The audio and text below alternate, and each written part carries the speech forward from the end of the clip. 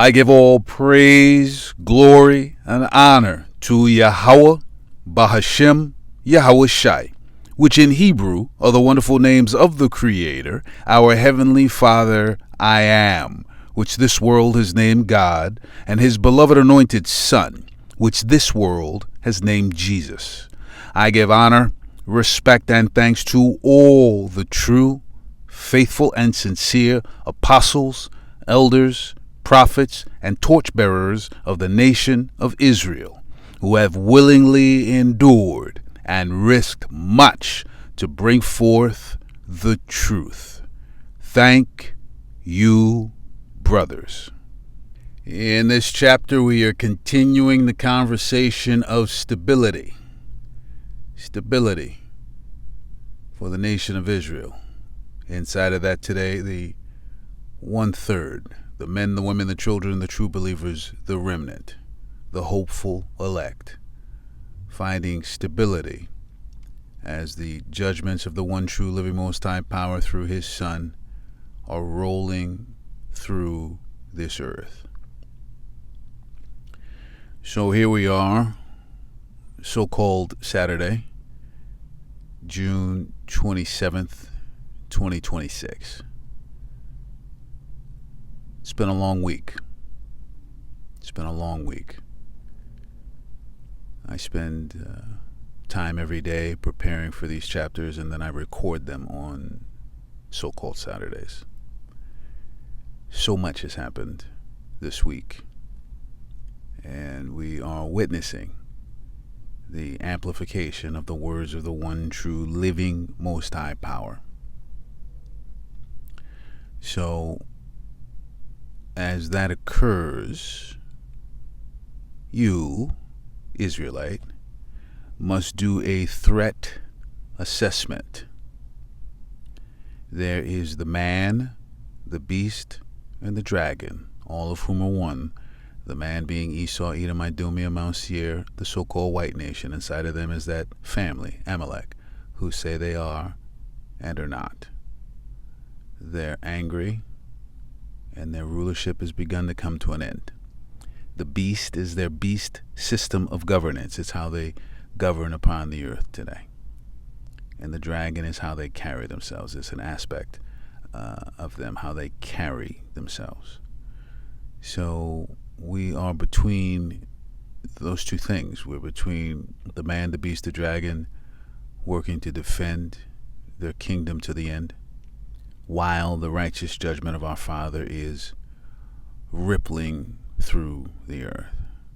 And so you need to make a threat assessment. Who will you bow your knee to? Who, Israelite, will you fear? The first scripture we're going to in this chapter is the first book of the prophet Samuel, chapter 24, verse 4. And the men of David, our forefather, the prophet and King David, and the men of David sent unto him, Behold, the day of which Yahweh said unto thee, Behold, I will deliver thine enemy into thine hand, that thou mayest do to him as it shall seem good unto thee. Then David arose and cut off the skirt of Saul's robe privily. So our forefather, the prophet and King David, was being tormented and chased by the king at the time, King Saul, who was chosen of the nation of Israel to be their king. And there was an evil spirit on him from the Father, and he was tormenting, harassing, chasing, and trying to kill our forefather, the prophet and King David. 5. And it came to pass afterward that David's heart smote him, because he had cut off Saul's skirt. 6. And he said unto his men, Yahweh forbid that I should do this thing unto my master, Yahweh's anointed, to stretch forth mine hand against him, seeing he is the anointed of Yahweh. 7. So David stayed his servants with these words, and suffered them not to rise against Saul. But Saul rose up out of the cave and went on his way. 8. David also arose afterward and went out of the cave and cried after Saul, saying, My lord, the king. And when Saul looked behind him, David stooped with his face to the earth and bowed himself. 9. And David said to Saul, Wherefore hearest thou men's words, saying, Behold, David seeketh thy hurt? 10. Behold, this day thine eyes have seen how Yahweh had delivered thee today into mine hand in the cave.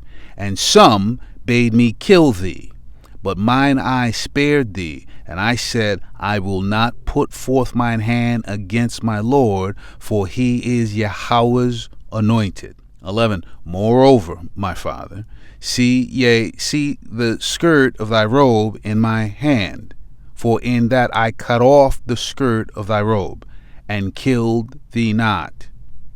Know thou and see that there is neither evil nor transgression in mine hand, and I have not sinned against thee, yet thou huntest my soul to take it.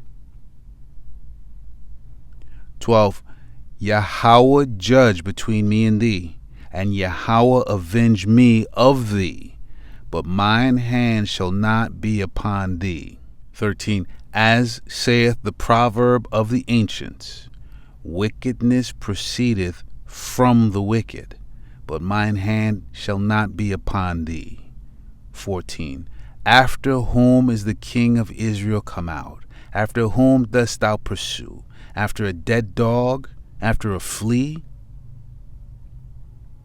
15. Yahweh therefore be judge, and judge between me and thee, and see, and plead my cause, and deliver me out of thine hand. So, things written aforetime are for our learning. This is a great lesson. Who will you fear? Who?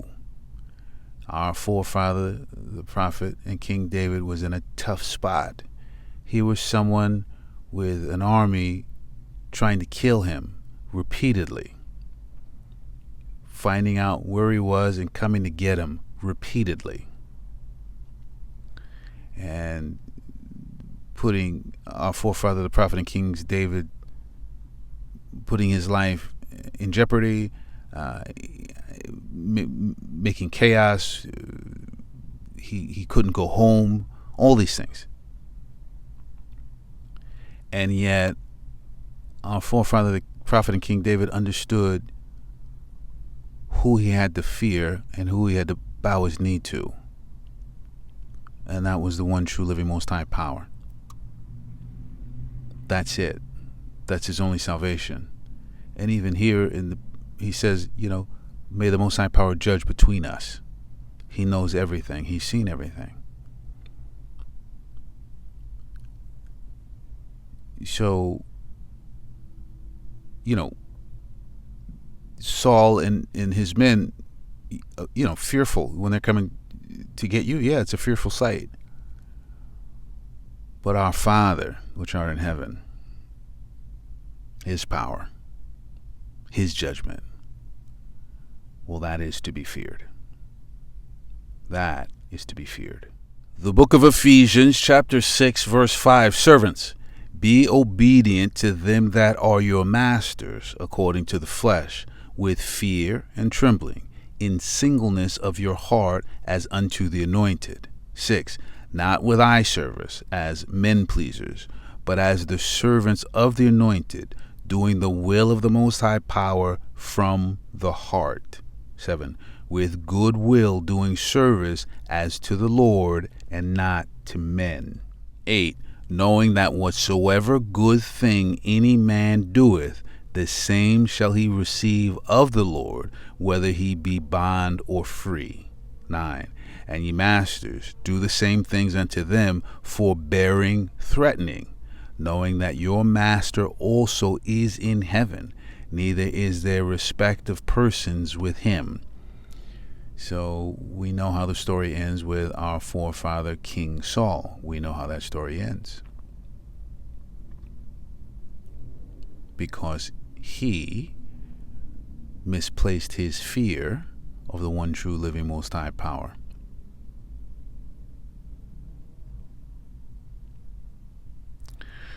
So that we have a common understanding. Here is the word for threatening. A threatening, threat, threatening, threat. Threat, an expression of intention to inflict evil, injury, or damage. An indication of something impending. An expression of intention to hurt, destroy, punish, etc. An indication of imminent danger, harm, evil. A declaration of an intention or determination to inflict punishment, injury, etc., in retaliation for or conditionally upon some action or course. An indication or warning of probable trouble or of being at risk for something terrible. A declaration of the intention to inflict harm, pain, or misery, an indication of imminent harm, danger, or pain, a person or thing that is regarded as dangerous or likely to inflict pain or misery. So where is your stability going to be found, Israelite? Who will you fear? Now, when the man, the beast, the dragon, all of whom are one, come against you, use wisdom, absolutely. Defend yourself, absolutely. But at the end of the day, who will you obey? Who is your actual stability? Whose words are proving truer and truer every day? Whose prophecies and promises are blossoming up? Who is actually holding up those that believe in him through his Son? There's only one place of stability. Yes, we have a very angry, rabid dragon flying around today. Just keep ducking. The first book of St. Peter, chapter 2, verse 21. For even hereunto were ye called, because the Anointed also suffered for us, leaving us an example that ye should follow his steps. 22. Who did not sin, neither was guile found in his mouth. 23. Who, when he was reviled not again. When he suffered, he threatened not, but committed himself to him that judgeth righteously. So yes, we can defend ourselves. Yes, we can use wisdom. And at the end of the day, your fear, your deep abiding fear should be towards our Father in heaven, not what man can do unto you. Not for a second. Not for a second. Even the captain of our salvation. Not my will, Father, thy will be done.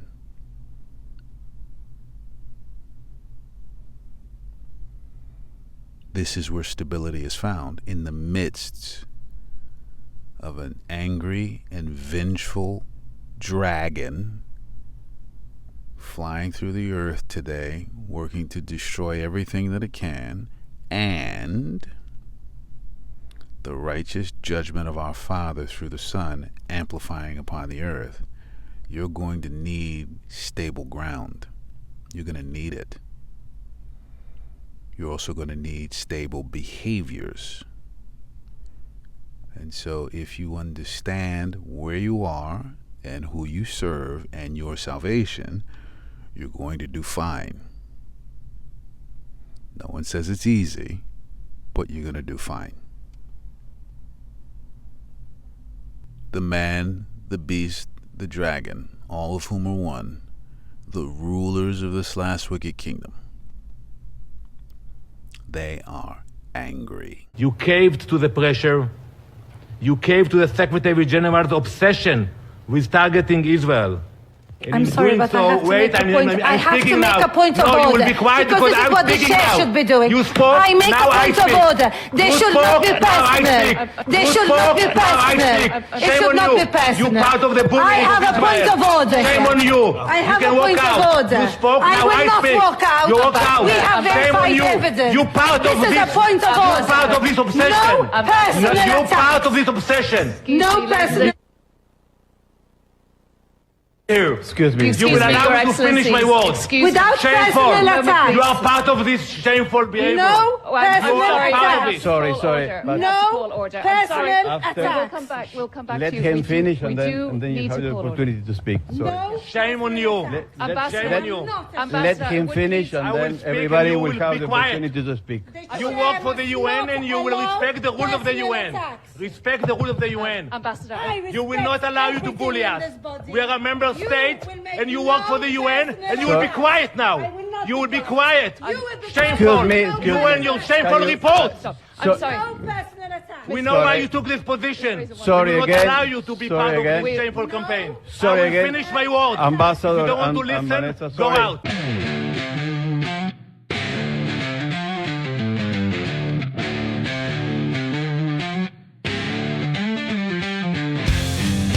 Who, when he was reviled not again. When he suffered, he threatened not, but committed himself to him that judgeth righteously, so that we have a common understanding. Here is the word for threaten in this verse. To threaten, menace. To menace, by implication, to forbid, threaten.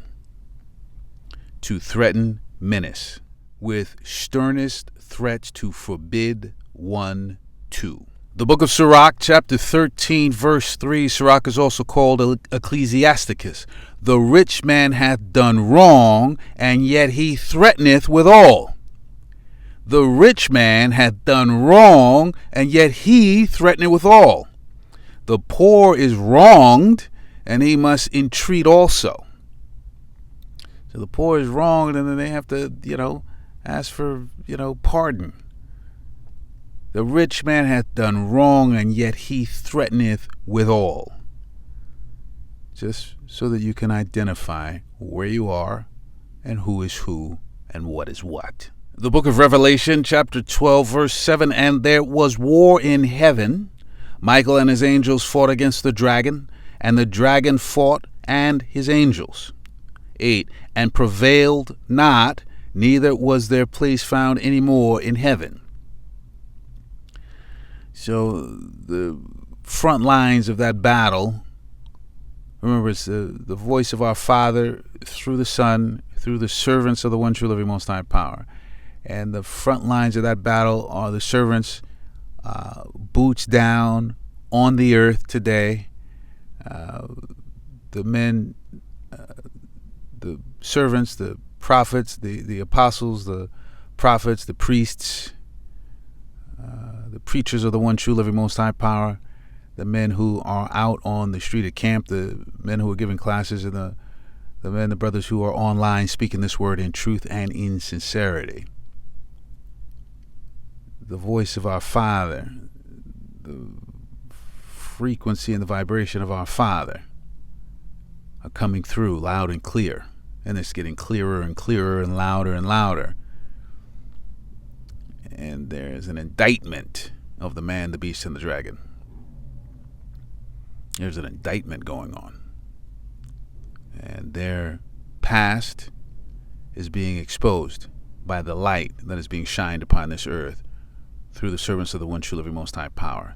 That's the front lines of this battle. And there was war in heaven. Michael and his angels fought against the dragon, and the dragon fought and his angels, and prevailed not, neither was their place found any more in heaven. Their time is coming to an end.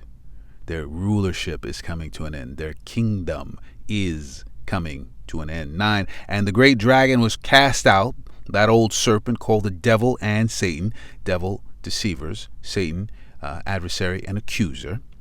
Adversary and accuser, which deceiveth the whole world. That's what they do. That's what they have done. But that power is coming to an end today. He was cast out into the earth, and his angels were cast out with him, meaning there were times where no one would even dare try to hold them accountable. And now they're being showcased. Light is being allowed to shine on the top of the mountain of Esau, Edom, Idumea, Mount Seir, and we can see what's going on up there. The world can see what's going on up there. 10, and I heard a loud voice saying in heaven, now is come salvation and strength and the kingdom of our Most High power and the power of his anointed, for the accuser of our brethren is cast down. So it started with Esau, right?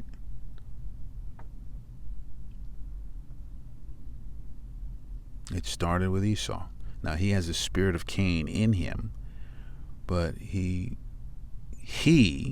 for a morsel of meat gave up his birthright.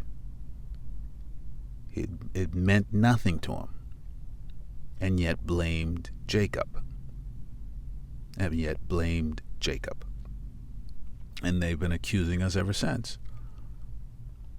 For the accuser of our brethren is cast down, which accused them before our Most High power day and night. 11, and they overcame him by the blood of the Lamb and by the word of their testimony, and they loved not their lives unto the death. So enduring unto death, believing in the word of our Father, that he would send a Savior, which he did, and that he's coming back, which he will. He's approaching. He's off in the distance. But there's just no doubt we're in that season. 12, therefore rejoice ye heavens. Who are the eternal heavens? The nation of Israel. The so-called Negroes, the so-called Latins, Hispanics, the so-called Native Americans. Once we went out into the wilderness after the first salvation, and we made a covenant with the one true living Most High power who spoke to us, the nation of Israel, from the heavens, from the cloud, from the top of the mount. Once we agreed, we became the eternal kingdom. We disobeyed, we turned our backs, and we're on timeout right now. We're coming to the end of our timeout. Therefore rejoice ye heavens, and ye that dwell in them. Woe means destruction to the inhabitants of the earth and of the sea. For the devil, deceiver, is come down unto you, having great wrath, because he knoweth that he hath but a short time. And that is what we're witnessing upon the earth today. That is what we are witnessing upon the earth today. Light, real, hard, burning light is shining on the top of Mount Seir. At the top of the mountain, the top of the nation, the top of the family of Esau, Edom, Idumea, Mount Seir, who are the man, the beast, and the dragon.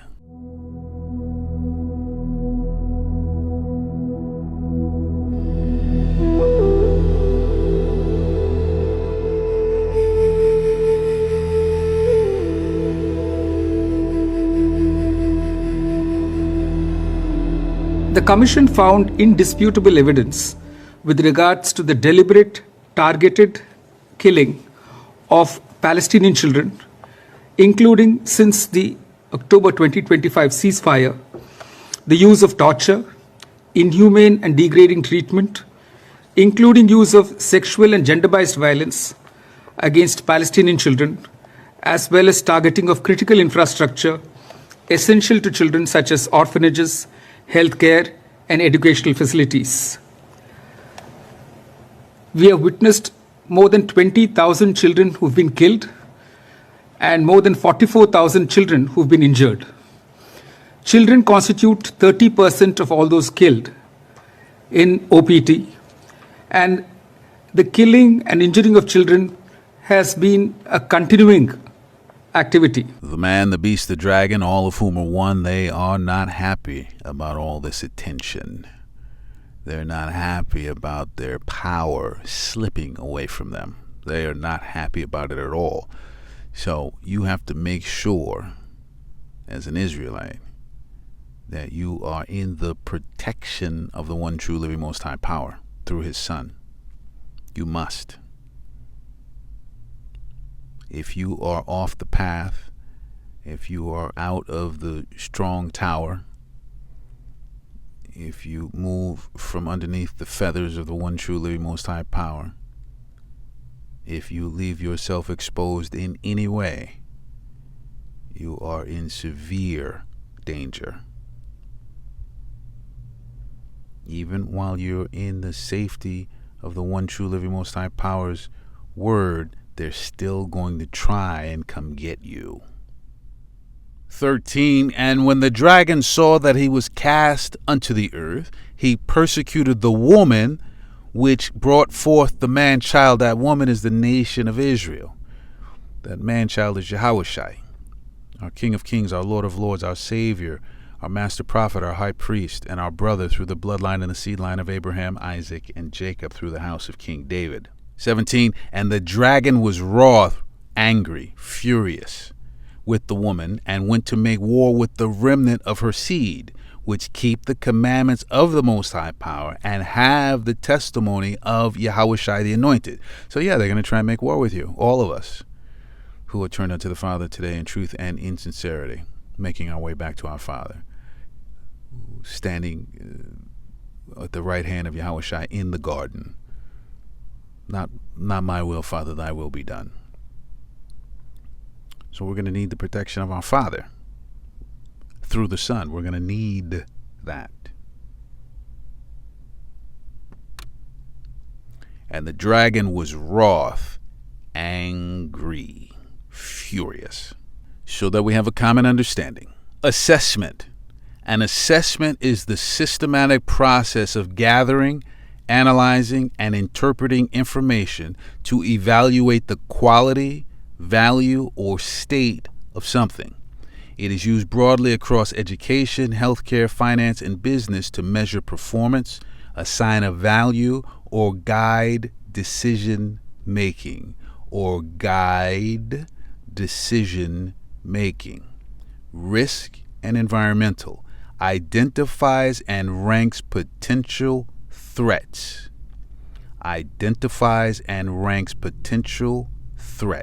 Whether it is a psychological assessment or an evaluation of business operations, the core intent remains identical: to provide empirical evidence and actionable feedback.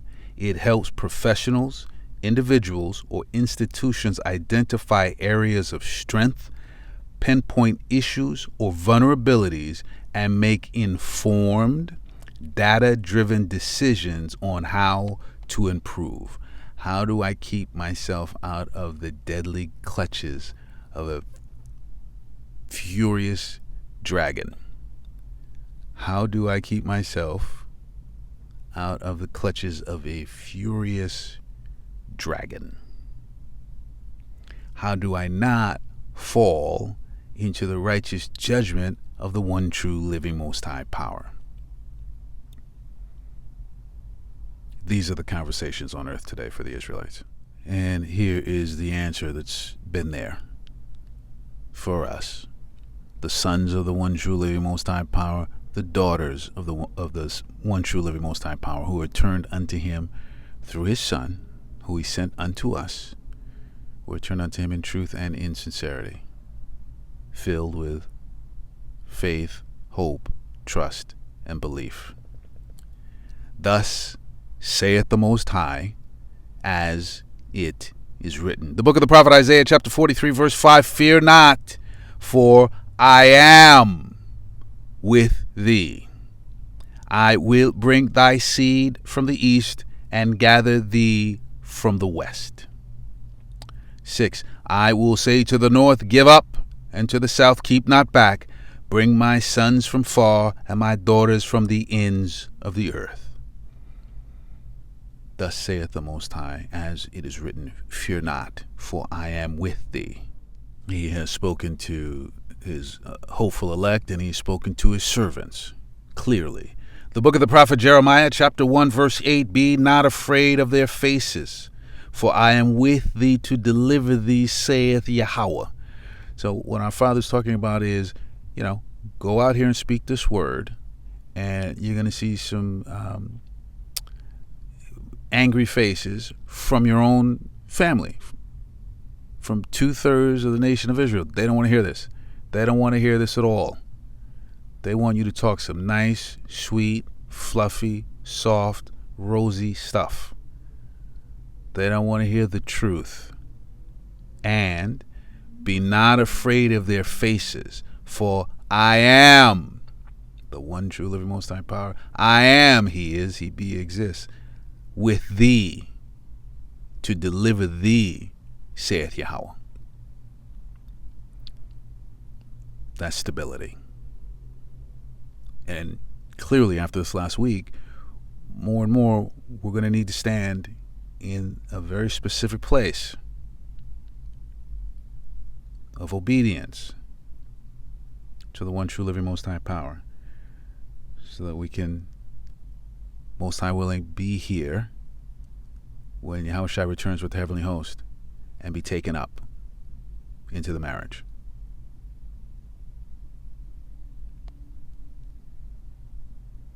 So, there is an angry, vengeful, fierce dragon that is flying about the earth, looking to destroy as much as it can. There is that, yes. And to the best of our abilities, we need to duck. Every time it tries to come near us, we just need to duck. But one has said, I am with thee to deliver thee. Who is that? Well, clearly it's our Father in heaven. What kind of power is with him through the Son? As the Spirit brought out, and remember who you serve. For Yahweh thy most high power is among you, Israel, a mighty most high power and terrible. As the Spirit brought out. The book of the prophet Nahum, chapter 1, verse 5. The mountains quake at him, who? Our Father in heaven. His very essence. When it comes close. Remember, he doesn't even have to get out of his throne. We so don't know what we're dealing with. That's another place where we've just been lied to, and many are ignorant. But if you are praying for wisdom on a daily basis, and as we move forward, for many, it's going to have to be an hourly thing to pray for wisdom. What do I do now? Where do I go now? Who can I call now? Who can I trust now? A week of deadly flash floods and cloudbursts in India and Pakistan have killed hundreds of people.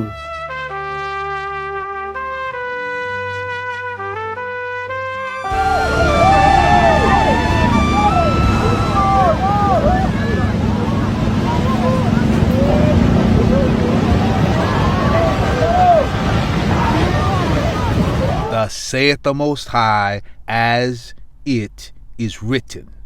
And so he's given Yahushua all power and authority in heaven and in earth. And our Savior, our King of Kings, he's approaching. He is. And he's making his power felt upon the earth as he approaches. He's off in the distance. He's approaching. He's going to show up suddenly. Like when he shows up, he's suddenly. But he is approaching. A powerful earthquake lifted part of the Philippines out of the ocean by as much as 6 feet.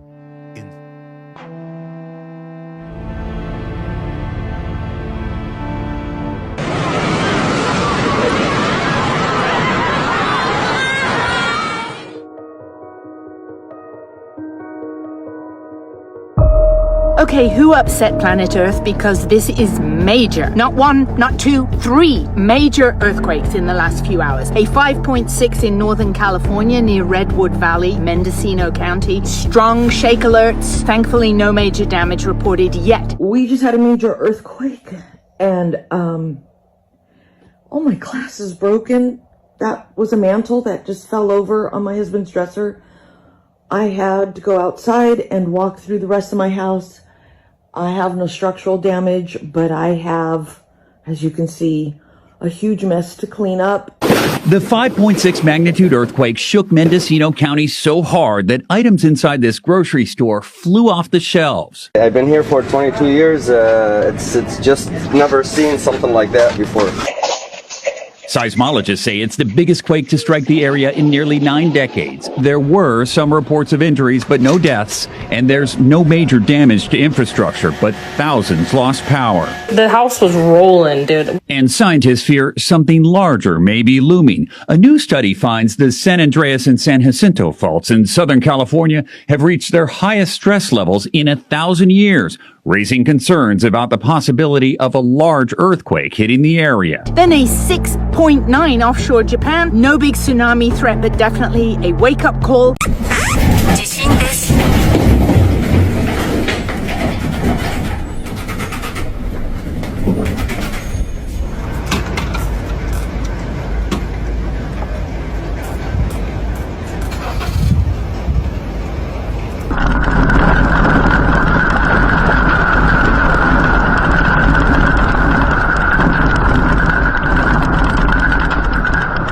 And we're also monitoring another powerful earthquake on the other side of the world. A 6.9 magnitude quake struck off the coast of northern Japan about 90 minutes ago.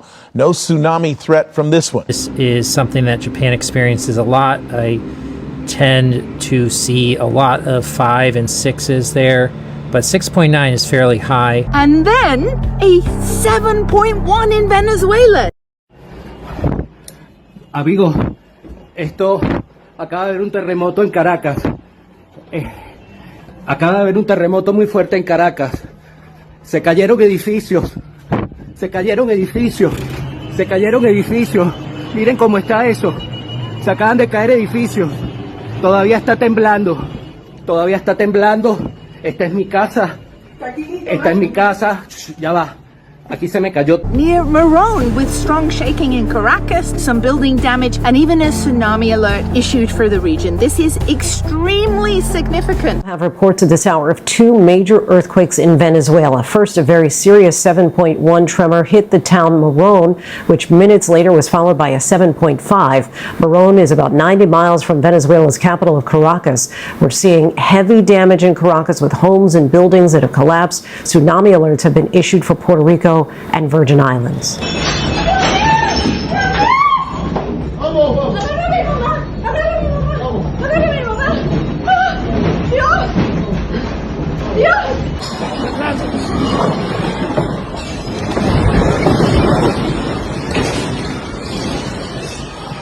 Está temblando. Desastre que hay. Acabado totalmente. Observen después el terremoto. Observen cómo quedó todo. Señores, grave la situación que estamos viviendo acá. La situación en este momento aquí en San Bernardino, la frutería Juvenal, edificio que colapsó completamente. Hay muchos heridos adentro. Esto bueno, es un desastre. Esto es la avenida Los Próceres de San Bernardino. ¿Qué pasó? ¡Ay, no, mi chola! Ahorita, en los Palos Grandes, voy a la misa y el semáforo se pone en verde y la gente parada y yo toco corneta y pasan, y cuando paso, aquí estoy a 20 metros del edificio, empieza a temblar y paro el carro y se cayó el edificio donde estaba el semáforo. Yo estaba parado ahí.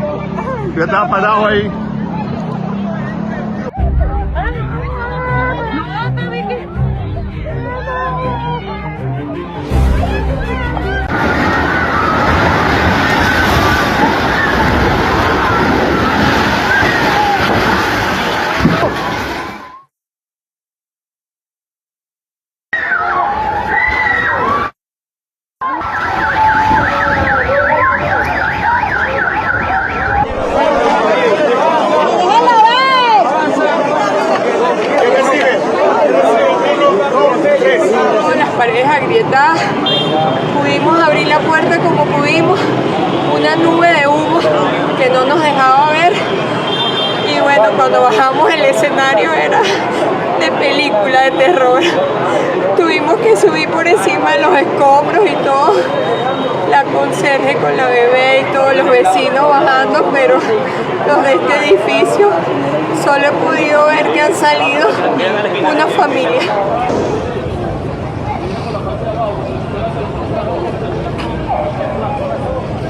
This is extremely significant. 3 big quakes in different parts of the world. I've watched quakes for years, as you know, and I have not seen such big quakes on the same day. De forma casi simultánea al de Venezuela también se registraba mucha actividad sísmica en el cinturón de fuego del Pacífico. La más activa y peligrosa del mundo. Han sido al menos 6 terremotos en 24 horas. Aquí los ven situados todos en el mapa.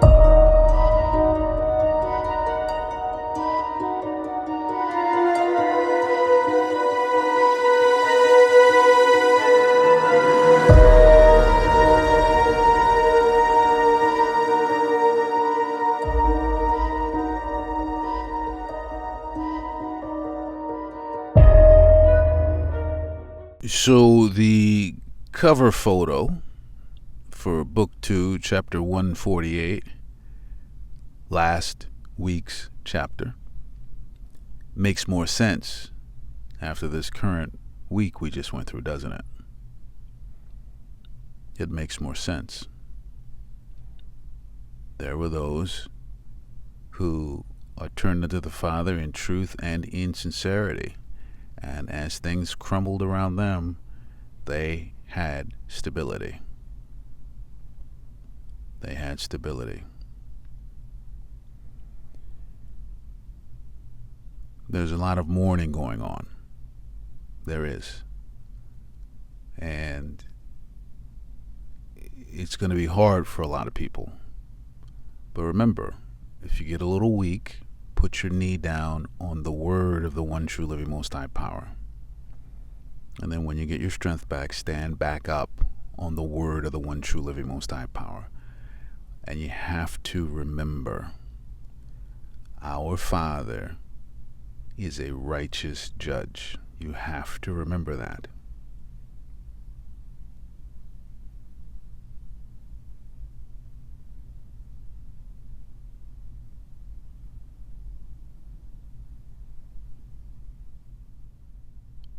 The second book of the prophet Esdras, chapter 16, verse 11. Yahweh shall threaten, and who shall not be utterly beaten to powder at his presence. Look at the prophecies. Yahweh shall threaten, and who shall not be utterly beaten to powder at his presence. 12. The earth quaketh, and the foundations thereof. The sea ariseth up with waves from the deep, and the waves of it are troubled, and the fishes thereof also before Yahweh, and before the glory of his power, which is being demonstrated upon the earth today through Yahweh Shai. Our Father comes in the name of the Son. It's Yahweh Bahashem Yahweh Shai. Our Father comes in the name of the Son. Look at what he is doing. Witness the power of the one true living most high power through the Son. Second book of Chronicles, chapter 19, verse 4. And Jehoshaphat dwelt at Jerusalem, and he went out again through the people from Beersheba to Mount Ephraim, and brought them back unto Yahweh the most high power of their fathers. 5. And he set judges in the land throughout all the fenced cities of Judah, city by city. 6. And said to the judges, Take heed what ye do, for ye judge not for man, but for Yahweh, who is with you in judgment. 7. Wherefore now let the fear of Yahweh be upon you.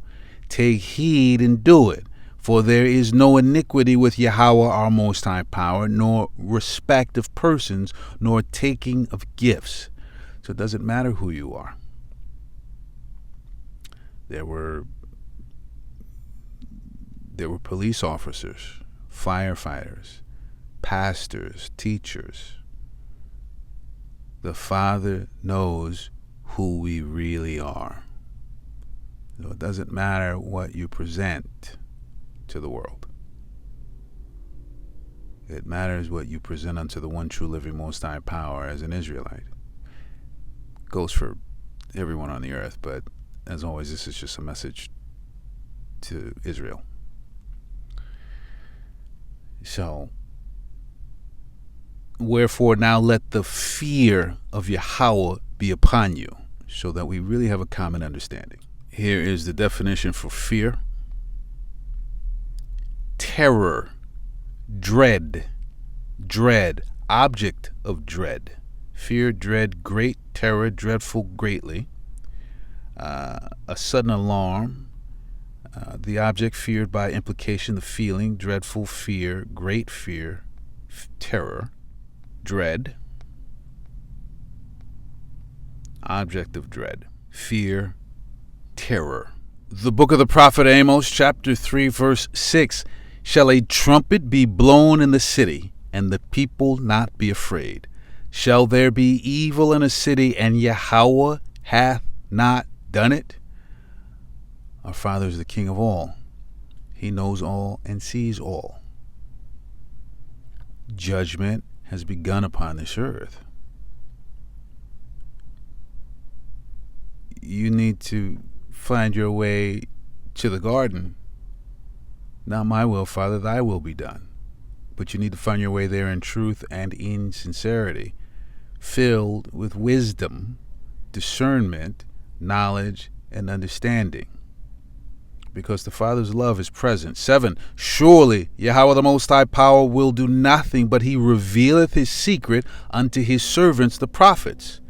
And we're speaking clearly today. When we come out here and say, thus saith the Most High, as it is written, we are singing songs of exaltation unto our Father, because we honor him.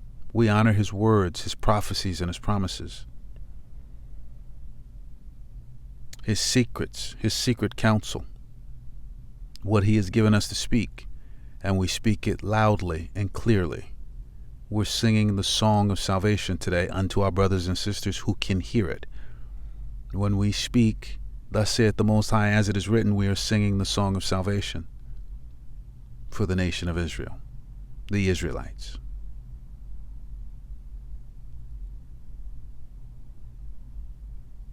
This is who we serve. Remember, devil means deceivers. Many have been deceived upon this earth.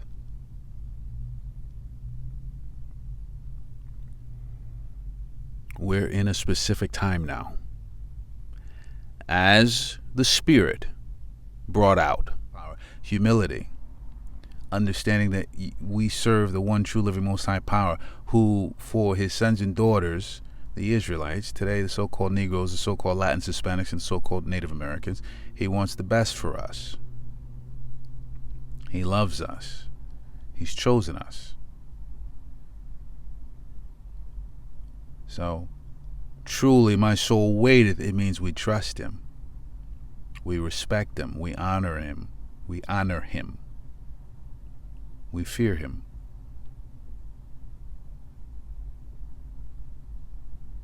And we make room for his will.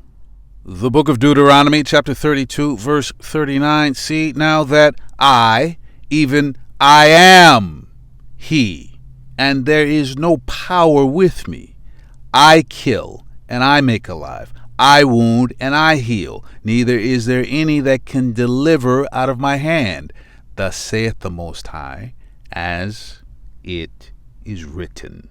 The first book of Chronicles, chapter 16, verse 23. Sing unto Yahweh, all the earth. Show forth from day to day his salvation. 24. Declare his glory among the heathen, his marvelous works among all nations. 25. For great is Yahweh, and greatly to be praised. He also is to be feared above all powers.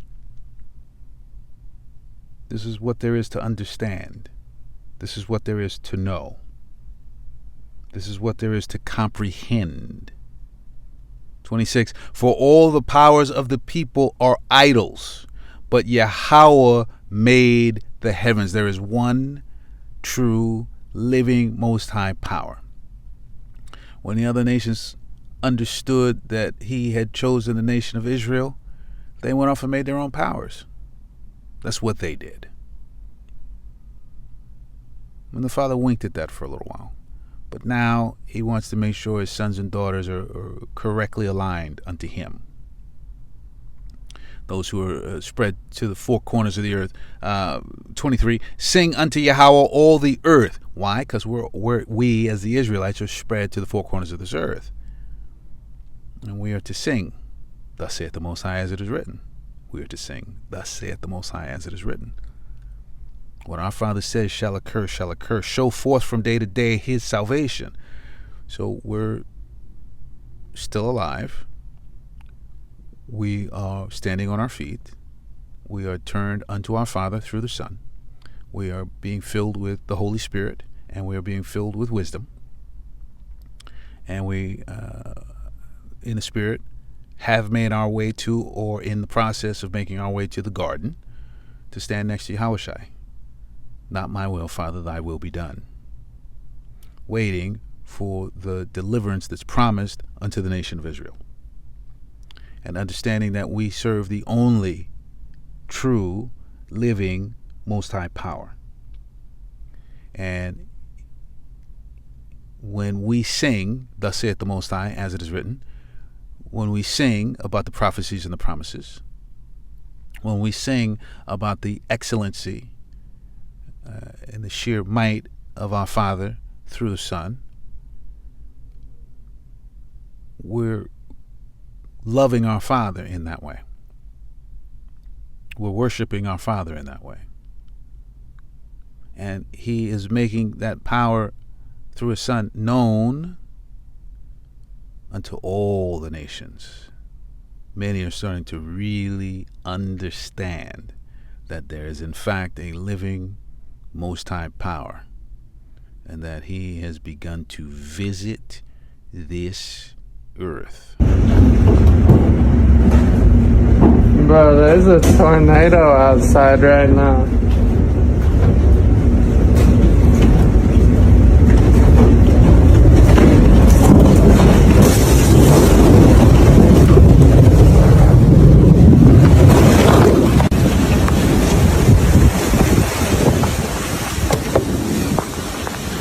Oh my gosh.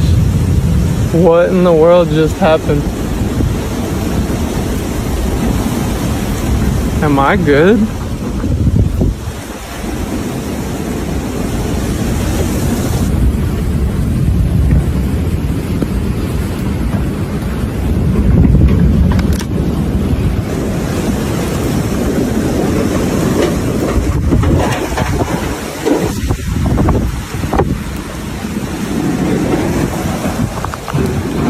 Jesus. Oh my gosh. What in the world just happened?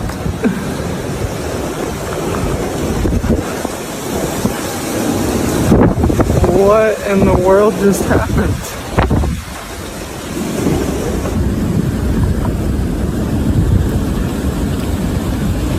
Well, this was insane.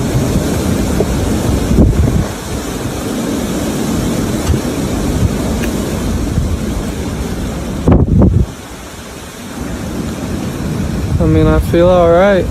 I got scraped up. That was insane. The whole house that I'm living in just scraped up. Oh, my car's tore up. My whole house is tore up.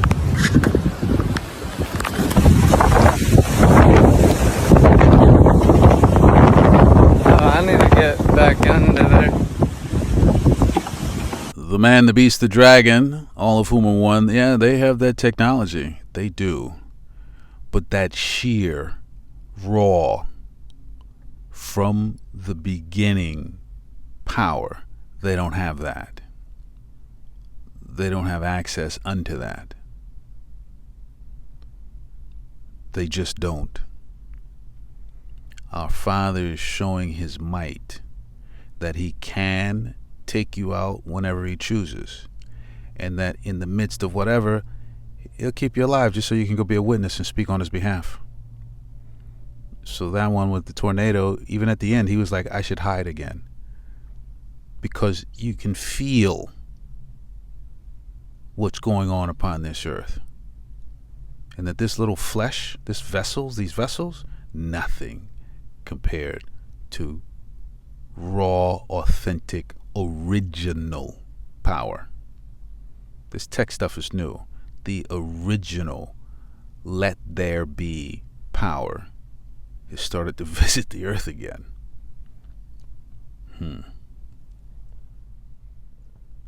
The book of the prophet Job, chapter 33, verse 14, for the Most High power speaketh once, yea, twice, yet man perceiveth it not. So for many of our brothers and sisters of the nation of Israel, he's speaking very clearly to you, and he'll speak to you sometimes twice in very clear ways so that you understand that you're being dealt with. And you have to be able to perceive these things when they happen to you. Dios mío, miren esta magnitud. La pared completa del rosario, donde te ponían el rosario, que le dejaba el espaldar a la cama. Miren esto. Mira esto. Dios mío de la vida, mira. De la iglesia se ve el cuarto de Betty.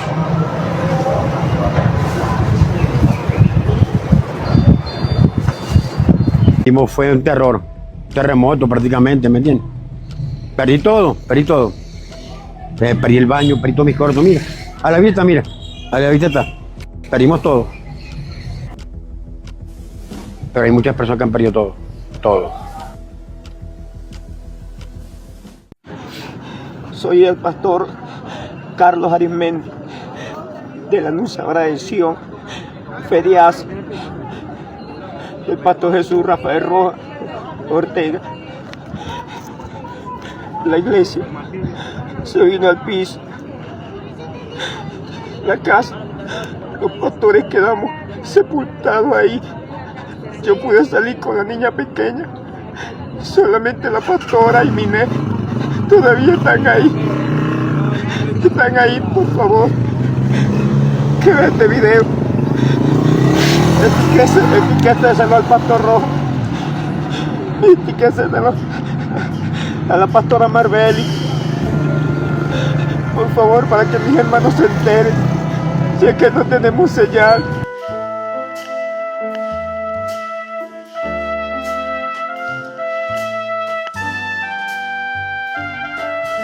Todo lo perdimos. So our Father can work with precision.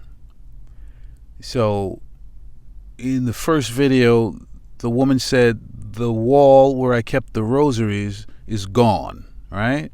So that's the Father speaking very clearly. That has to go. Let that go. Because her heart is most likely in the right position towards the one true living Most High power. It's just pointed in the wrong direction, right? Like, it's written, we have a zeal, but we don't have the knowledge. So that woman most likely has the zeal. She believes in the one true living Most High power, but through the deceiver, which is the devil, she's been pointed in the wrong direction. She's been pointed to, a doctrine that isn't authentic. And so this is the Father's way of getting her attention. This is why the call goes out, pray for wisdom. Earnestly pray for wisdom, that the Father opens your eyes up through the Son. That your eyes are open and your ears are open, and that your heart can comprehend the dark sayings of the Father through the Son, today through the servants. That you can really comprehend how to serve the one true living Most High power. But that is just an incredible amount of love, that the wall where the thing is just got ripped off. And if she can hear, she needs to let that go.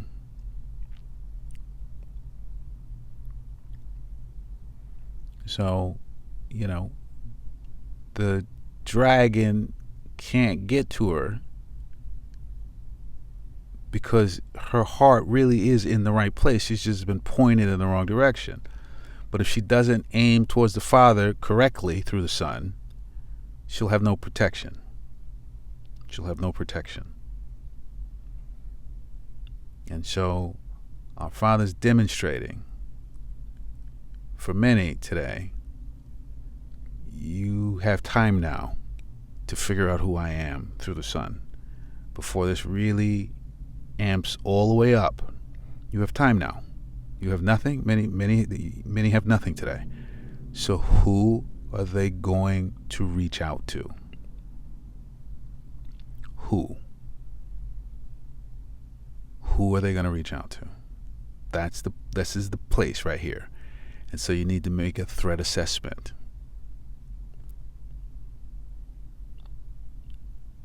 Who do I fear? Who? The book of the prophet Jeremiah, chapter 24, verse 7. Thus saith the Most High, as it is written, and I will give them an heart to know me, that I am Yahweh, and they shall be my people, and I will be their most high power, for they shall return unto me with their whole heart. So having the zeal, and then also knowing who deserves that zeal from you, Israelite. Who is the true Father? Who is the true Son?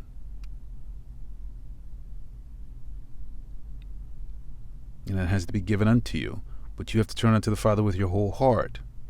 Part of that is this fear, because it shows respect. And it's the doorway to wisdom. The book of the prophet Jeremiah, chapter 3, verse 22. Return ye backsliding children, and I will heal your backslidings. Behold, we come unto thee, for thou art Yahweh, our most high power.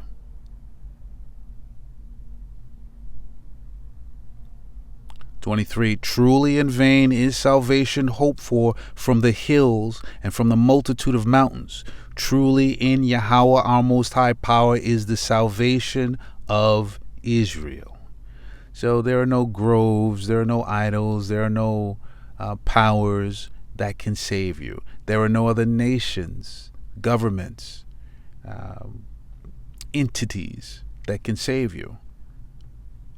Truly in Yahweh our most high power is the salvation of Israel. That's very specific. Very specific. But you have to have ears to hear that. Return ye backsliding children, and I will heal your backslidings. This is what there is to do. Pray for wisdom to know how to do it. Fear the Father. That is the beginning. Understand that he is a righteous judge.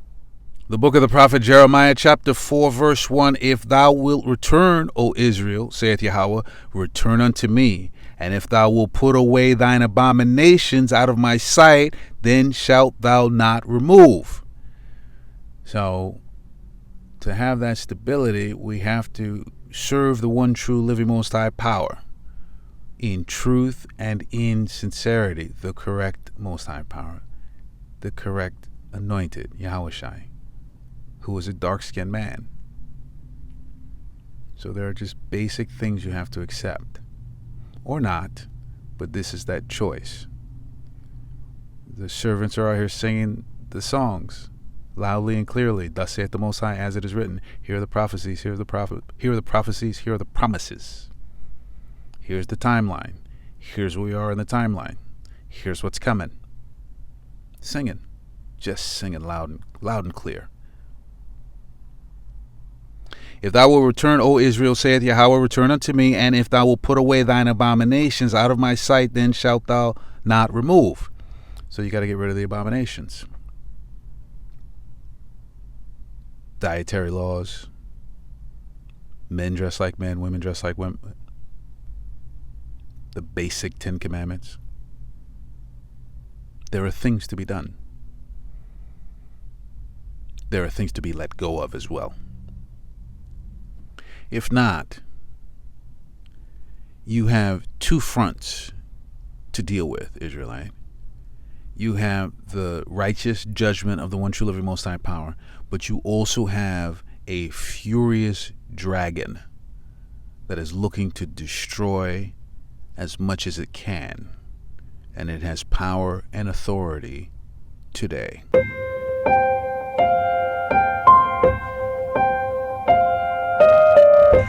אני קובעת כי הצעת חוק עונש מוות למחבלים עם ישראל חי תשפ"ו 2026 אתה יכול להמשיך את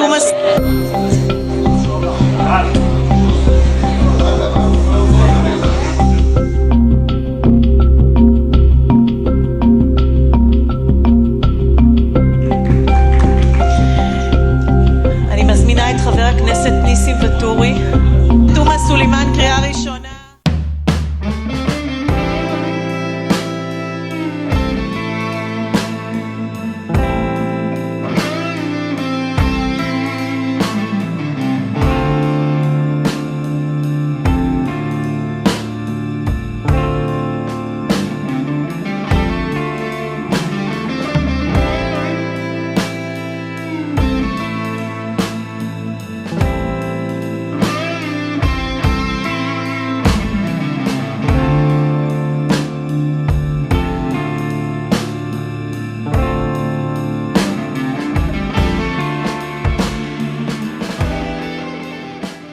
Jerusalem is a city in the southern Levant on a plateau in the Judean mountains between the Mediterranean and the Dead Sea.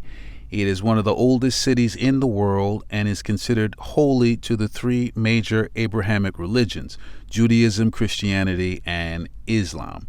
Both Israel and Palestine claim Jerusalem as their capital city. Both Israel and Palestine claim Jerusalem as their capital city. During the Israelite period, significant construction activity in Jerusalem began in the 10th century BCE, Iron Age 2, and by the 9th century BCE, the city had developed into the religious and administrative center of the Kingdom of Judah of the Israelites. According to the Hebrew Bible, King David conquered the city from the Jebusites and established it as the capital of the United Kingdom of Israel, and his son King Solomon commissioned the building of the first temple. Jerusalem became the capital of the Kingdom of Judah until it was captured by the Neo-Babylonian Empire in 586 BCE. The Babylonians destroyed the first temple, leading to the Babylonian exile of the Jewish population. So, who are they actually talking about when they talk about the Palestinians? All right, so they have those noose pins, and that speaks to the southern kingdom of the nation of Israel. That speaks clearly to the so-called Negroes, the so-called West Indians, and the so-called Haitians. That speaks clearly to us. That is a clear threat to those of dark skin of the southern kingdom of the nation of Israel. So many of our forefathers and foremothers were strange fruit upon trees through nooses. So who are they really speaking of? Are they just setting the foundation today? Because this is what Israel looked like while we were there.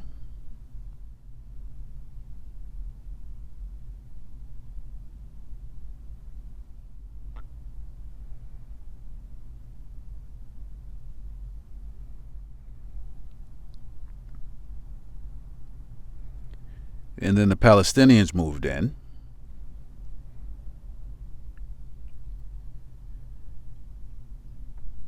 And then in the 1940s, those who are in the land today started moving in. So who are they really threatening? The Palestinians or those who were there before them? those who have the prophecies and the promises of the one true living Most High power, those who nooses have been used on more than any other nation upon this earth, particularly Southern Kingdom. Just a question.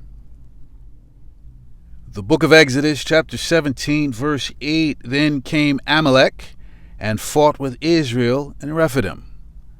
Amalek is that family inside of Esau, Edom, Idumea, Mount Seir, the so-called white nation. They say they are and are not. They are in the land today, and they run some things upon the earth. They fought with us right after our salvation by the one true living Most High power. 14, and Yahweh said unto Moses, write this for a memorial in a book, and rehearse it in the ears of Joshua, for I will utterly put out the remembrance of Amalek from under heaven. 15, and Moses built an altar and called the name of it Yahweh Nissi. 16, for he said, because Yahweh hath sworn that Yahweh will have war with Amalek from generation to generation. Because Yahweh hath sworn that Yahweh will have war with Amalek from generation to generation. Check out the headlines on these front pages in Israel. This is Yediot Achronot, one of the major papers. Sgan Nasi Artzot Habrit Yotzei Neged Sarei Cabinet. The Vice President of the United States comes out against the government ministers. Same thing, same exact quote, in fact, in the Ma'ariv newspaper. Not the top headline, that's a political poll, but it's the main story, the attack of the Vice President, and then it has the exact same quote here. I've also printed out the Haaretz newspaper, another one of the major dailies here, and that, in smaller font here, has the same reference to the same quote, and here's why. First, listen to what it is that Vice President J.D. Vance said. If I was in the cabinet of the Israeli government, I might not be attacking the only powerful ally that I have anywhere left in the entire world. This is all such a change of tone and a change in the coverage that we saw of not only Vice President J.D. Vance, but also of President Donald Trump earlier in the war, when Israeli media largely celebrated the U.S. decision to attack Iran. Now it's very different. Last week, Trump described Hezbollah drones that had crossed into northern Israel as, quote, very small and meaningless. These are comments that would have been virtually unthinkable, especially under a Republican president and vice president in the past. But they're getting all the attention now as Trump pursues diplomacy with Iran with a memorandum of understanding that not only is viewed largely as an Iranian victory across most of Israel, but also draws a line around what Israel is allowed to do in Lebanon. And that has changed a lot of the tone of the coverage of what's happening here. It's a confusing situation, and I say that having tried to understand it for many weeks now, but the memorandum of understanding is now cloaked by a lot of misunderstanding, and you have huge gaps between the rhetoric of J.D. Vance, who is in Switzerland, and the rhetoric of his boss, the President of the United States. And in the midst of all this, we've had quadrilateral talks involving the US and Iran and Qatar and Pakistan, although it's not quite clear how much Pakistan was involved in that. There's now talks between Iran and Qatar, and it appears as if Iran may not actually resume talks again today. And in the midst of all this, I'm hearing that Iran has now lodged what they're considering a formal complaint against the conduct of the American president. So on the face of it, frankly, it's not going all that well. So let's have a look at a Truth Social post that was put out by Donald Trump. Said this: Iran must immediately stop their highly paid proxies in Lebanon from causing trouble. If they don't, we'll hit Iran very hard again, just like we did last week, only harder. I think what is notable about that is that if you refer back just a few days to the deal that was agreed between the United States and Iran, within the first clause of that is an agreement on all sides to end the conflict, to not attack, and to not make a threat. And Iran is saying that prima facie, the President of the United States is threatening Iran and is thus already in breach of his own deal. we are slightly in this kind of Kafkaesque Alice in Wonderland world, I think, with these talks at the moment about people saying completely contradictory things. It looks like we might now actually be approaching the moment of truth.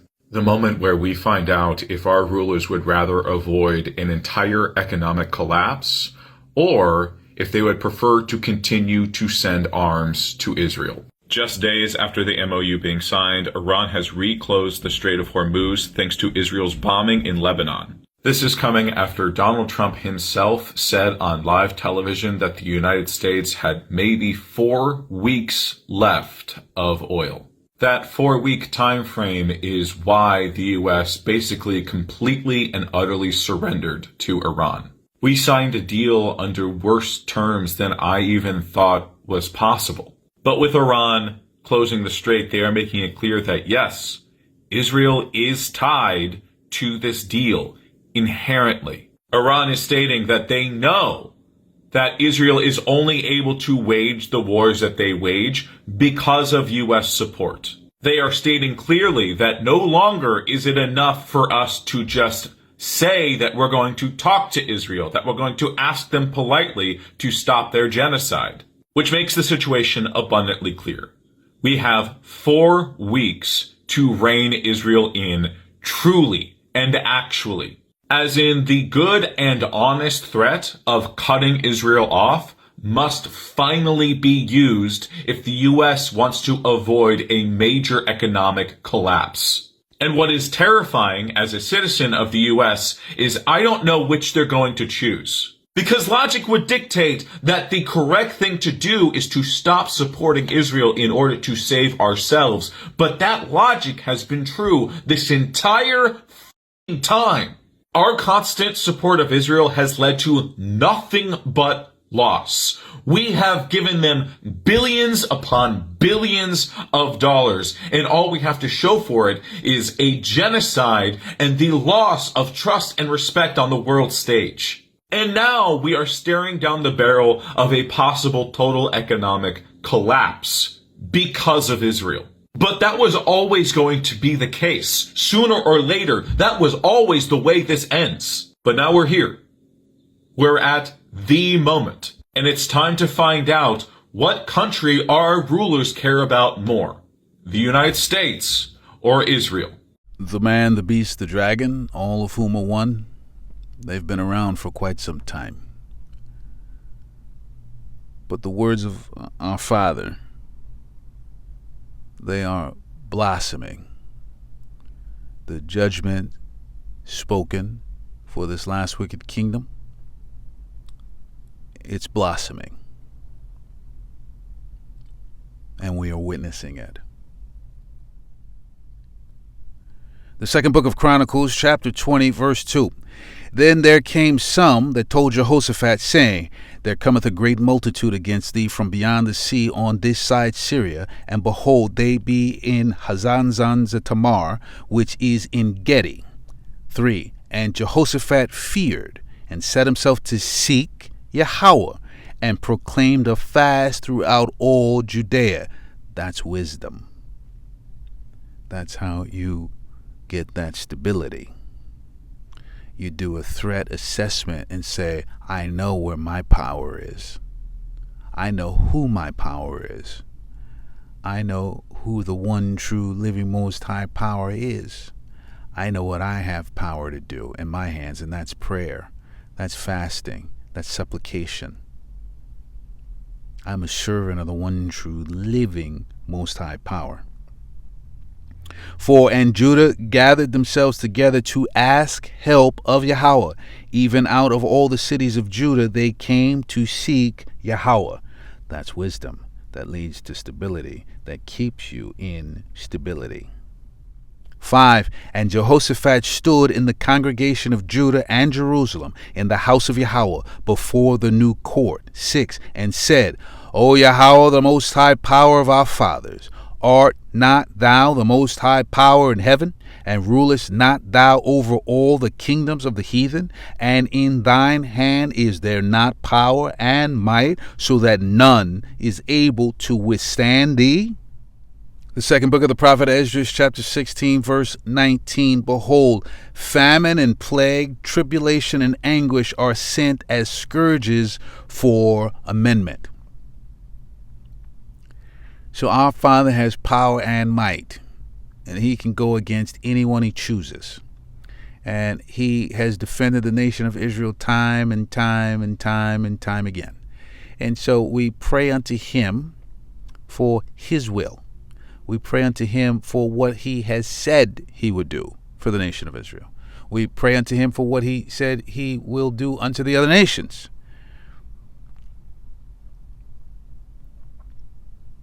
This is what we do. And there is none greater and mightier.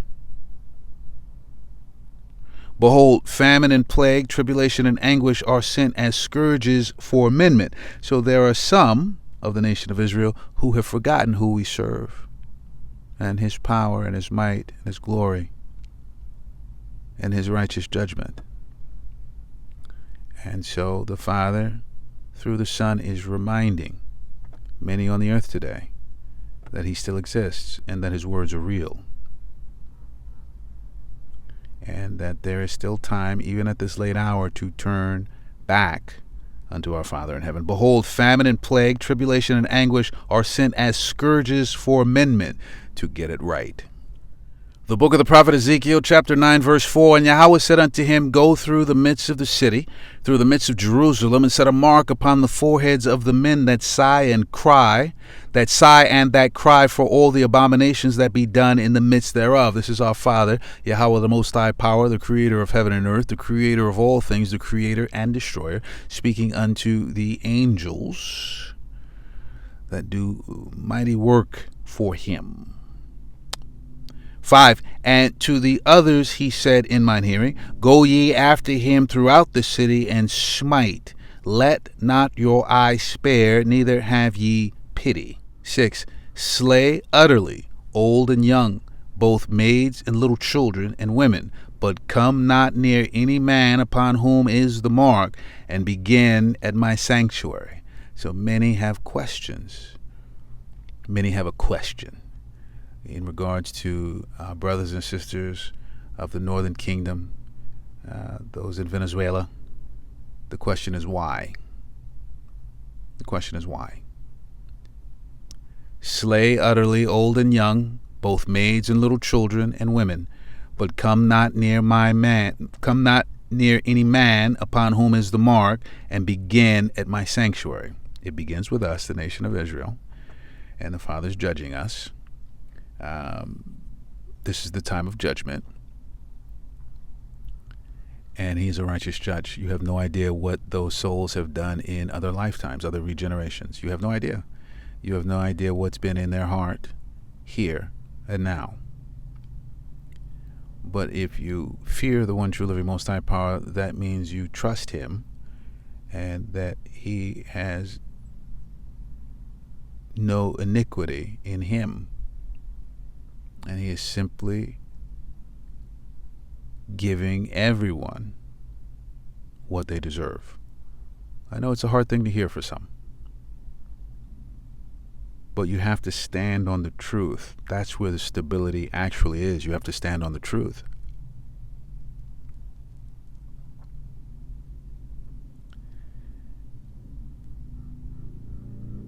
But come not near any man upon whom is the mark, and begin at my sanctuary. Then they began at the ancient men which were before the house.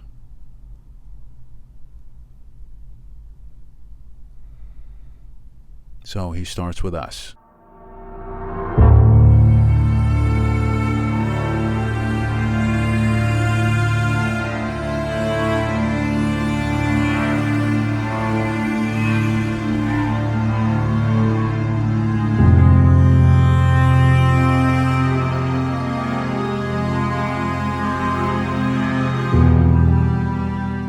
The book of the prophet Isaiah, chapter 55, verse 6, Seek ye Yahweh while he may be found. Call ye upon him while he is near.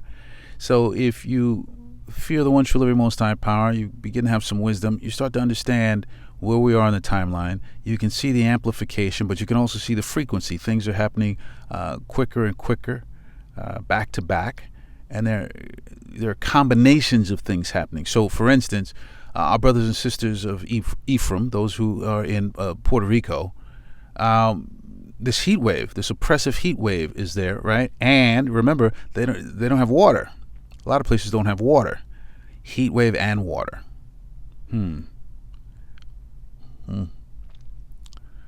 You know, you'll have to figure out who you can trust and who you can call on for relief and comfort and mercy and supplies.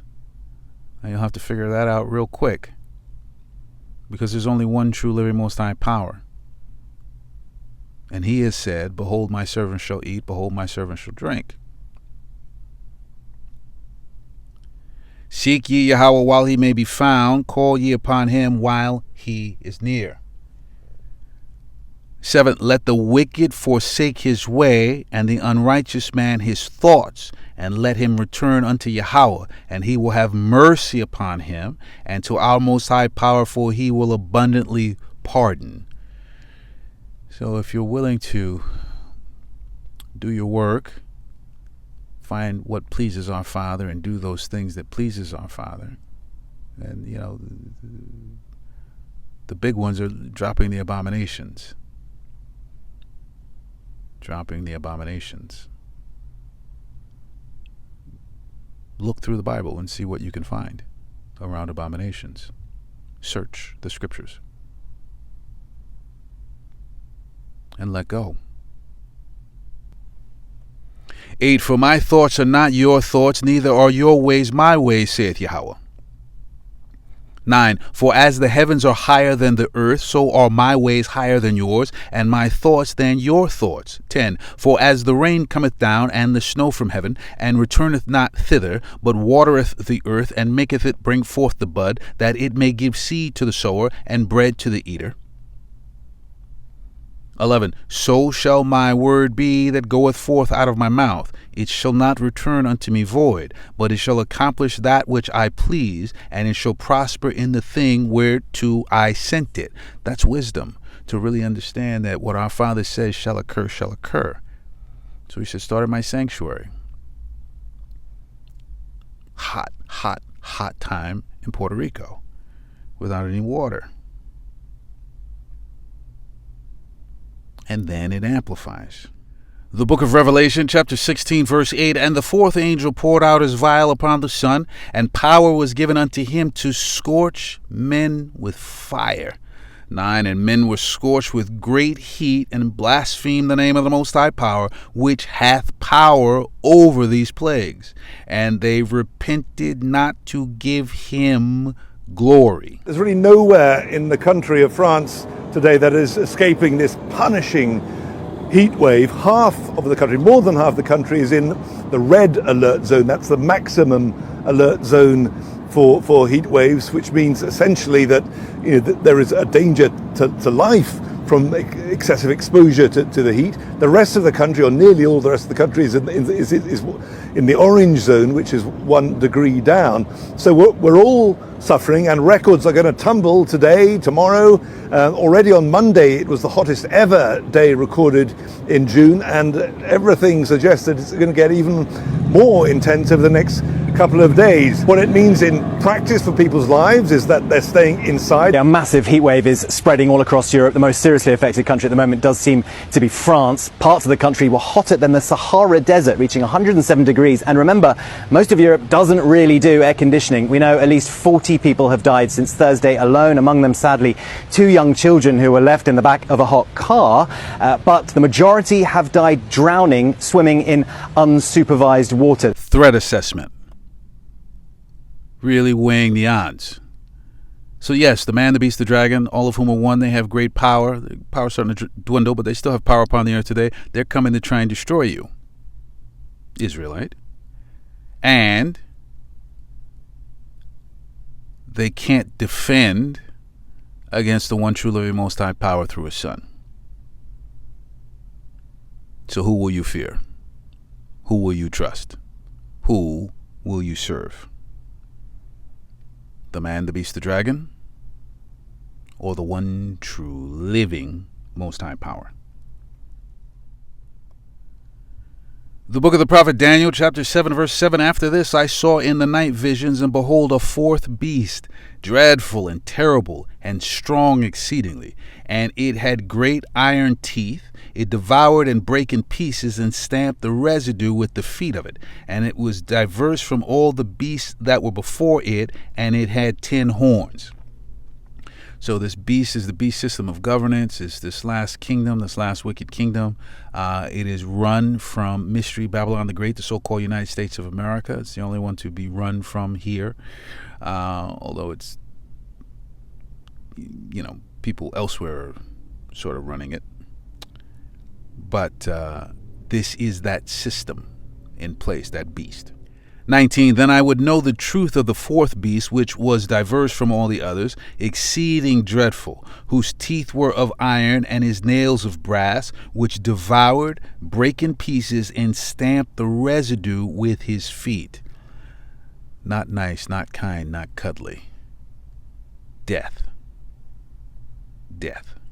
23, thus he said, the fourth beast shall be the fourth kingdom upon earth, which shall be diverse from all kingdoms, and shall devour the whole earth, and shall tread it down, and break it in pieces.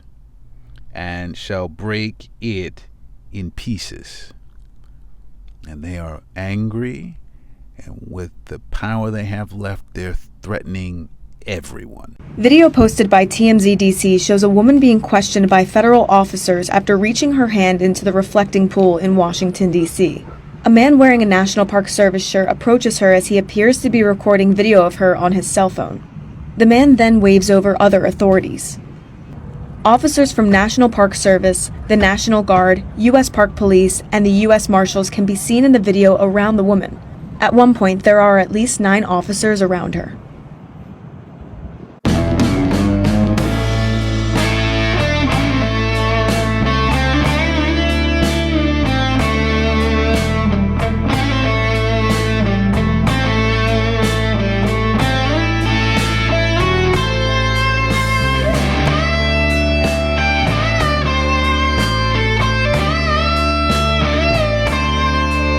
So it took 9 officers to surround one woman. They're angry. They're angry.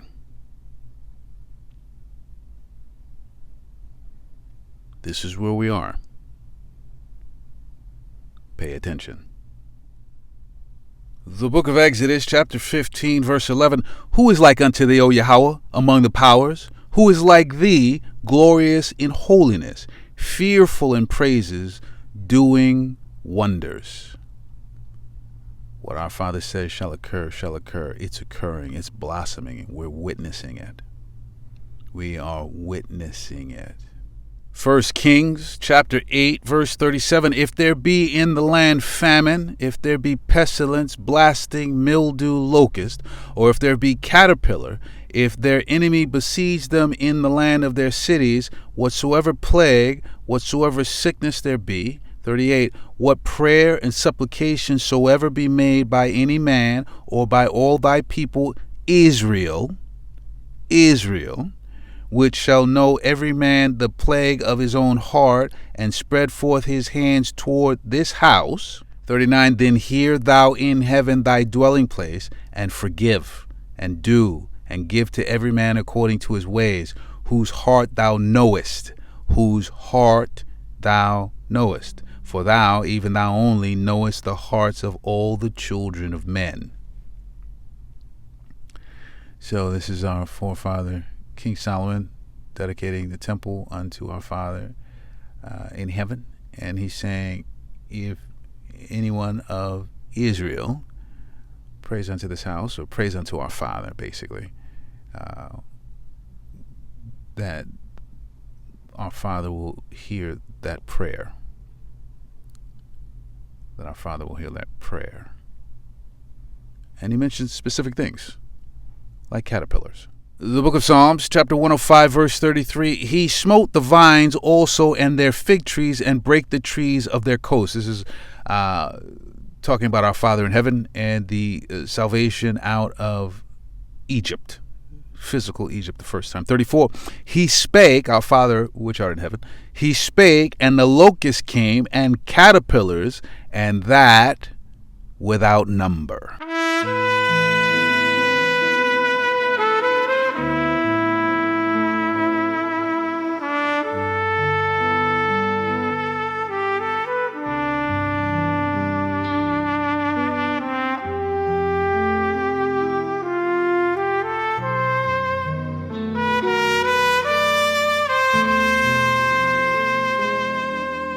Across Berlin, parks are starting to look more like crime scenes. What you can see going on behind me is a scene that's taking place in so many of Germany's green spaces and parks. This is the city-wide effort to clear up a major infestation of processionary caterpillars, which are highly, highly toxic and have become a real epidemic across the city's parks. The only way that they are really able to manage it is by using these hoovers which suck up the caterpillars and their nests. They're usually vacuum cleaners that are used to manage asbestos, and the reason that they're so dangerous, these caterpillars, is that they have tiny microscopic hairs, 700,000 of them, which when blown can cause major allergic reactions. And I was actually out in the park at the weekend with my son, and we got caught in a deluge of rain, and I and my son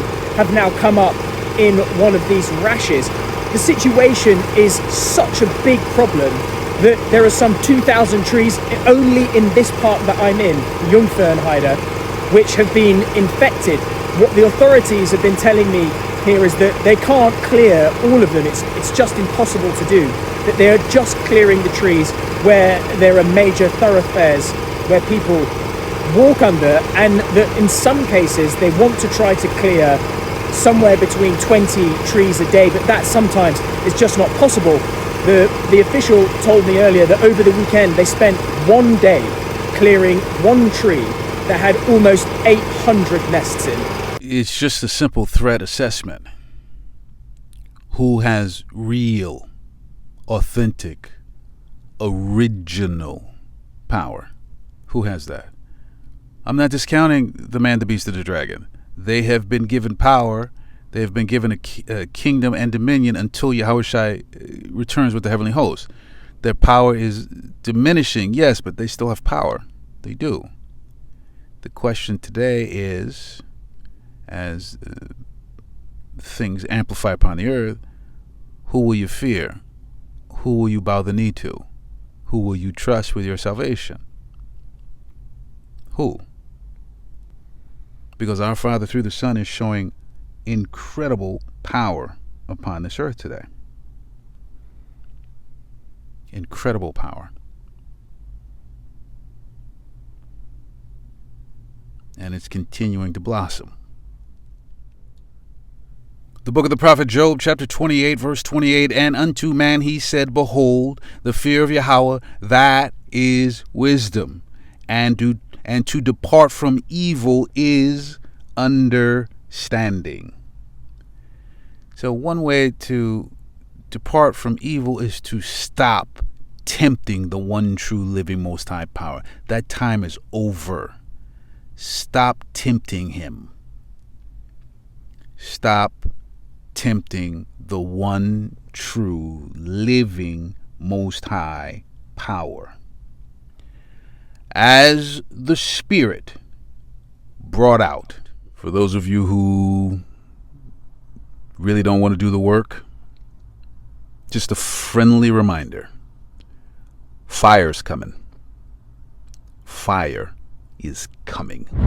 Watch the very moment this Guatemalan volcano erupts. There's rocks! Holy Terrified tourists and hikers running for their lives as debris rains down. Run! Spewing ash, gas, and molten hot lava rocks. Oh my God! Some of those rocks even hitting hikers, burning holes in their gear. According to the Guatemalan tourism officials, the tourists were summiting the Fuego volcano. Seismologists say it's one of the most active in the world, and officials now issuing a stern warning, telling visitors to follow the restrictions around hiking near the volcano. This is an active, dangerous volcano. There is an exclusion zone at the top of this volcano, and yet it's really compelling to want to go closer and see the volcano. Hikers, tourists tend to get closer to the volcano than maybe, as we see in this video, is wise.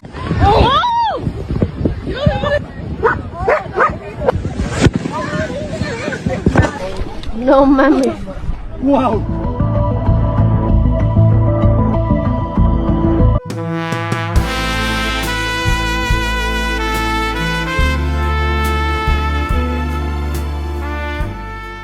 The book of the prophet Isaiah, chapter 30, verse 12, Wherefore thus saith the Holy One of Israel, because you despise this word, and trust in oppression and perverseness, and stay thereon. 13, Therefore this iniquity shall be to you as a breach ready to fall, swelling out in a high wall, whose breaking cometh suddenly at an instant.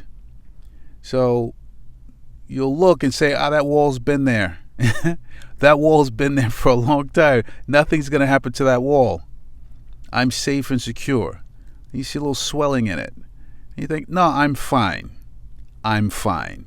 The book of St. Luke, chapter 17, verse 26, And as it was in the days of Noah, so shall it be also in the days of the Son of Man. 27, They did eat, they drank, they married wives, they were given in marriage until the day that Noah entered into the ark, and the flood came and destroyed them all. That breaking of the wall will come suddenly for many people. Things that we just saw it this week. We really did just see it this week. But, the Father can work on the grand scale, the big scale, and he can come work on it one-on-one. One-on-one.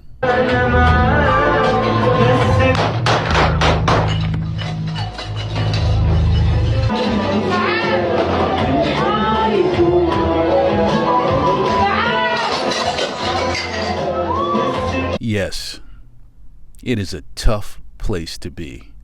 Here, in the end of this last wicked kingdom, waiting for the transition into the eternal kingdom of the mighty nation of Israel. As an Israelite, it's a very narrow place, and it literally floats on faith. Faith, hope, trust, and belief, and is the most stable place you can be. It's the word of the one true living most high power.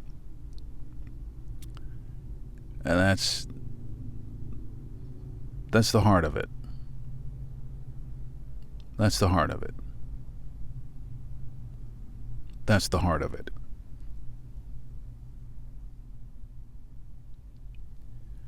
The book of Psalms, chapter 68, verse 19.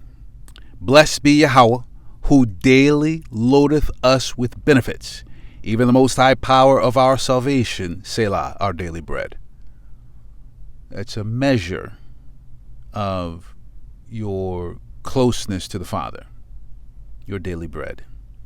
And so the Spirit's been bringing out over the last several chapters, daily bread is going to be a luxury. And for many of our brothers and sisters in Venezuela, in Puerto Rico, in Cuba,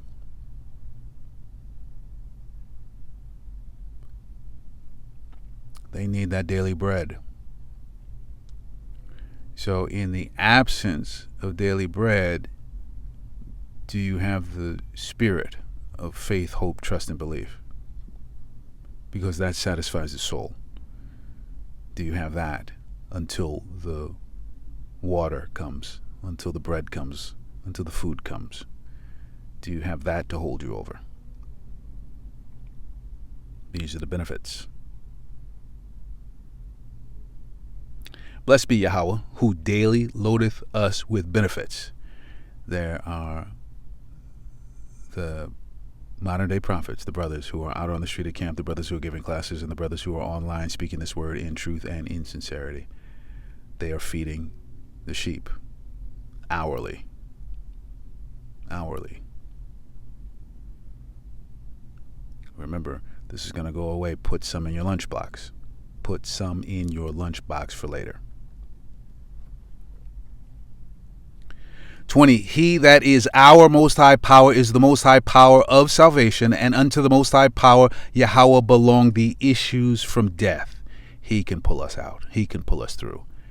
He can advance us along. He gives us the victory. 21, but the Most High power shall wound the head of his enemies, and the hairy scalp of such as one as goeth on still in his trespasses. So you've been warned, you've been warned, you've been warned. He speaks once, he speaks twice. You get scourges for amendment, and then that's it. That's it. So you must choose. The book of Psalms, chapter 85, verse 8, I will hear what the Most High power Yahweh will speak, for he will speak peace unto his people and to his saints, but let them not turn again to folly. What's that peace? That these things must occur. That's the peace. That we are currently in the space of judgment upon this earth and in this time. And so you know that you have to protect yourself. You have to duck from the man, the beast, the dragon, and you have to make sure to stay out of the way of the righteous judgments of the one true living Most High power. Yes. As much as that sounds, that's the peace. You know what your mission is. You know what your work is. You know what there is to do. 9, surely his salvation is nigh, near them that fear him. That's the beginning of that, right? How do I fear him? Well, I'm going to take his words seriously. I'm going to take his words seriously. I believe the fire's coming. And I believe I don't want to feel that. Surely his salvation is nigh, near them that fear him, for glory, that glory may dwell in our land. So first and foremost, that land is us. Yes, we're going to get our land, physical land back, but we are the land. We are the city. We are the nation as a people before we're a place. We are the Israelites. And so there's glory coming back into our land, into our name, into our being, into our presence, into who we are. Glory is returning.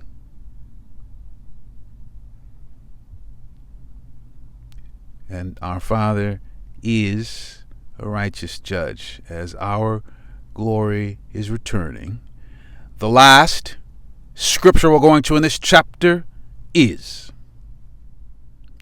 the book of Lamentations, chapter 4, verse 22. The punishment of thine iniquity is accomplished, O daughter of Zion. That's us today, the Israelites, the so-called Negroes, the so-called Latins, Hispanics, the so-called Native Americans. He will no more carry thee away into captivity. This is the last of our last captivity. This is it. We won't be here ever again. He will visit thine iniquity, O daughter of Edom. Esau, Edom, Idumea, Mount Seir, the so-called white nation. Inside of them is that family, Amalek. He will visit thine iniquity, O daughter of Edom. He will discover thy sins. Yeah, they hate that light today. They hate that bright, truthful light today. But it is thus saith the Most High, as it is written. The truth is, the only way they can put their clutches, their claws on you, Israelite, is if you crash out. If you leave the side of the Father through the Son and crash out, then you're theirs.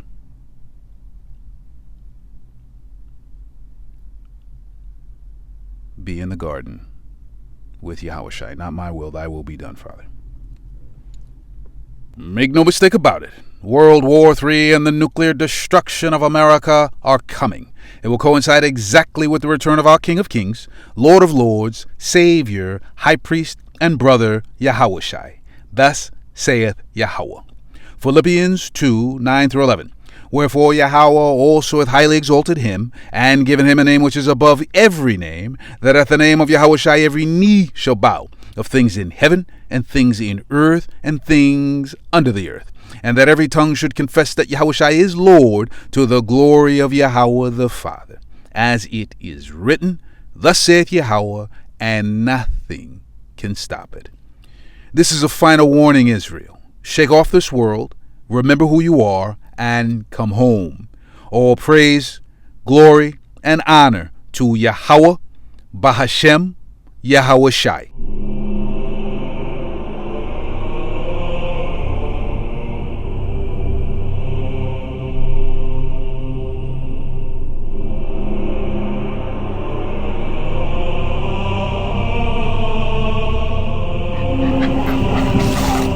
Mercy, please.